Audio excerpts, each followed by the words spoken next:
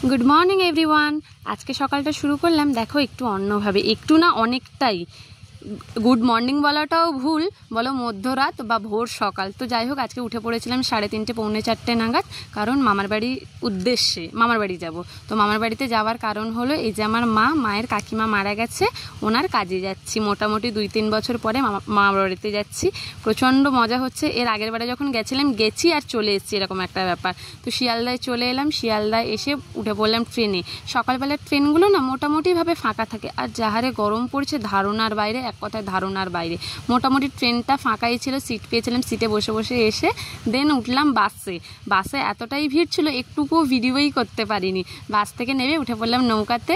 মোটামুটি নৌকার মধ্যেও ভালোই ভিড় ছিল, প্রচণ্ড গরম ছিল, কিন্তু নদী এলাকা বলে না মোটামুটি হাওয়া ছিল।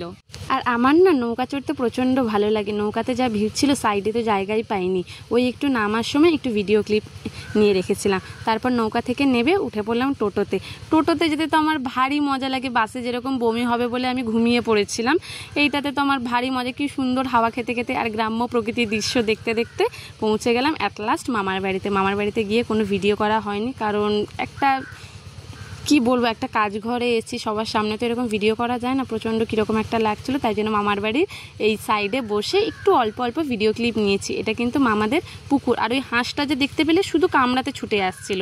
তারপরে আমার বাবার দায়িত্ব হলো মাছ কাটার জন্য। রাতে মোটামুটি 100-200 জন খাবে, তার জন্য আমার বাবা মাছ কাটতে লেগে পড়েছে। আবার মোটামুটি ভোর থেকে উঠতে হবে, কালকে শ্রাদ্ধের জন্য বাবাই মাছটা কাটবে। তো ব্যাস, আজকে এই বলেই শেষ করলাম।